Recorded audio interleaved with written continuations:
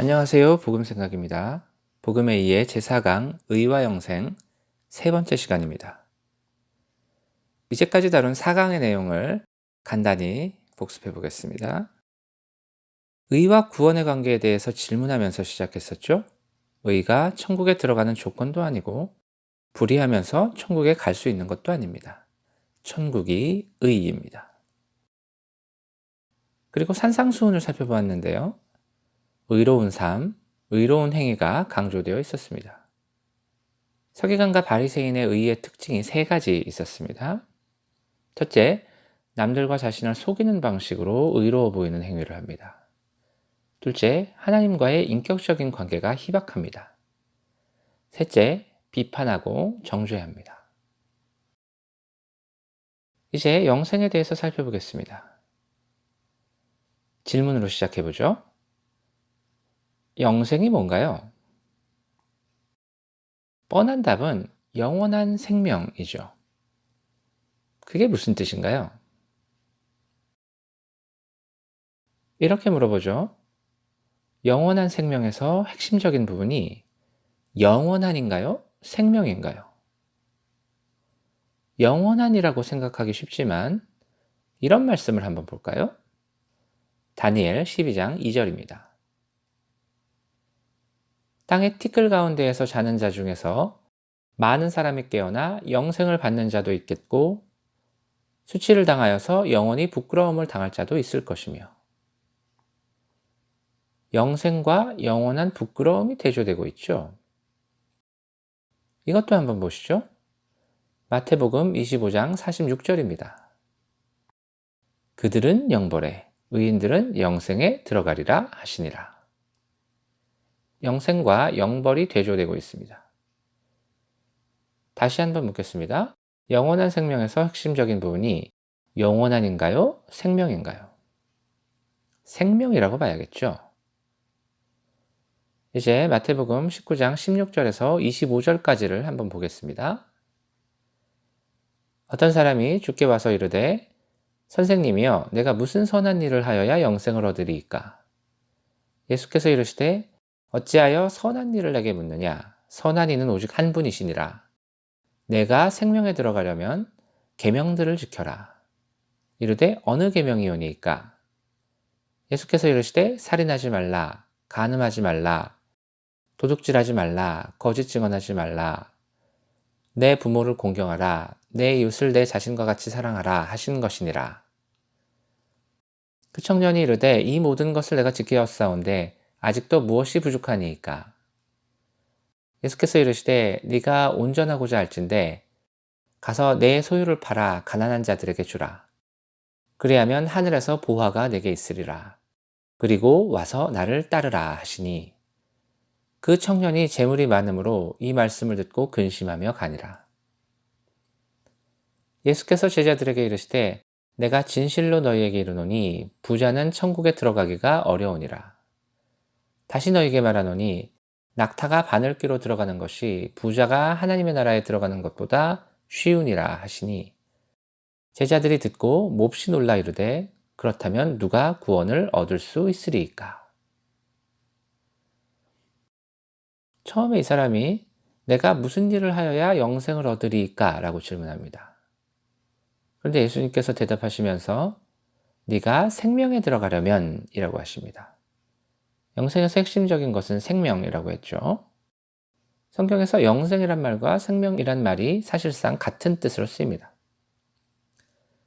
청년이 떠난 후 예수님은 부자는 천국에 들어가기 어렵다고 하시고 다시 부자는 하나님의 나라에 들어가기 어렵다고 하십니다. 천국과 하나님 나라가 같다는 것은 제2강에서 다뤘었죠. 여기서 알 수 있는 것은 영생 또는 생명을 얻는 것이 천국 또는 하나님 나라에 들어가는 것과 같다는 것입니다. 그리고 마지막에 제자들이 누가 구원을 얻을 수 있냐 하면서 놀라고 있죠. 영생을 얻는 것, 천국에 들어가는 것, 구원을 얻는 것이 동일하다는 것을 볼 수 있습니다. 천국은 하나님의 통치고요. 구원은 죄와 사망으로부터의 구원이라고 했었죠. 이 말씀이 나온 김에 한번 생각해 보고 넘어갑시다. 이 청년에게 요구하신 일, 그러니까 소유를 팔아서 가난한 자들에게 주라는 요구가 모든 사람에게 해당되는 건 아닐 겁니다. 이 청년에게 특별히 이런 요구를 한 것은 그에게는 돈이 특별히 소중해서 우상이 되었기 때문일 겁니다. 그래서 가장 내놓고 싶지 않은 것을 내놓으라고 요구하신 겁니다. 만일 여러분에게 말씀하신다면 무슨 요구를 하셨을까요? 자, 영생으로 다시 돌아오죠. 말씀 몇 구절을 보겠습니다. 여기서 영생의 반대말이 무엇인지 찾아보시기 바랍니다. 요한복음 5장 24절입니다. 내가 진실로 진실로 너희에게 이르노니 내 말을 듣고 또 나 보내신 이를 믿는 자는 영생을 얻었고 심판에 이르지 아니하나니 사망에서 생명으로 옮겼느니라. 그리고 로마서 5장 21절입니다. 이는 죄가 사망 안에서 왕노릇한 것 같이 은혜도 또한 의로 말미암아 왕노릇하여 우리 주 예수 그리스도로 말미암아 영생에 이르게 하려 함이라. 그 다음에 로마서 6장 22절 23절입니다. 그러나 이제는 너희가 죄로부터 해방되고 하나님께 종이 되어 거룩함에 이르는 열매를 맺었으니 그 마지막은 영생이라. 죄의 삭은 사망이요 하나님의 은사는 그리스도 예수 우리 주 안에 있는 영생이니라. 자, 영생의 반대말 찾으셨습니까? 네, 사망입니다. 사실 당연합니다. 영생은 생명이니까요. 생명의 반대는 사망이죠. 그런데 이 사망에 대해서는 앞에서 다룬 바가 있습니다. 제2강이 죄와 사망이었죠. 사망이 뭐였습니까? 죄의 결과가 사망이었습니다. 구체적으로 9가지를 살펴봤었죠. 이런 것들이었습니다. 하나님과의 친밀한 인격적 교제의 단절, 하나님으로부터의 무한한 공급의 중단, 사람들과의 관계 손상, 자기 자신과의 관계 손상, 죄의 종이 된다, 사랑하는 능력의 손상, 판단력의 손상, 피조물과의 관계 손상, 둘째 사망. 그런데 영생은 사망의 반대란 말이죠. 이 9가지 항목의 반대가 영생의 내용이 됩니다. 그러니까 영생의 내용은 이런 것들입니다. 하나님과의 친밀한 인격적 교제, 하나님으로부터의 무한한 공급, 사람들과의 관계 회복, 자기 자신과의 관계 회복, 죄의 종된 데서 해방됨, 사랑하는 능력의 회복, 판단력의 회복, 피조물과의 관계 회복, 둘째 사망을 겪지 않게 됨. 이 9가지 중에 영생에 있어서 가장 근본적이고 중요한 것이 뭐냐라고 한다면 첫 번째 것이라고 해야 될 겁니다. 바로 하나님과의 친밀한 인격적 교제입니다. 말씀 하나 보겠습니다. 신명기 30장 19절 20절입니다. 내가 오늘 하늘과 땅을 불러 너희에게 증거를 삼노라. 내가 생명과 사망과 복과 저주를 내 앞에 두었은즉 너와 내 자손이 살기 위하여 생명을 택하고 내 하나님 여호와를 사랑하고 그의 말씀을 청종하며 또 그를 의지하라. 그는 내 생명이시요 장수이시니 여호와께서 내 조상 아브라함과 이삭과 야곱에게 주리라고 맹세하신 땅에서 네가 거주하리라. 생명이 영생과 같은 의미라고 했었죠. 여기서 생명을 택하는 것은 어떤 건가요? 바로 하나님을 사랑하고 하나님의 말씀을 지키고 하나님을 의지하는 것이죠. 이런 삶이 바로 영생의 삶인 것입니다. 또 말씀 하나 보겠습니다. 로마서 14장 17절입니다. 하나님의 나라는 먹는 것과 마시는 것이 아니요 오직 성령 안에 있는 의와 평강과 희락이라. 의에 대해 이야기할 때 나왔던 말씀입니다. 천국이 의라는 얘기를 할 때였죠.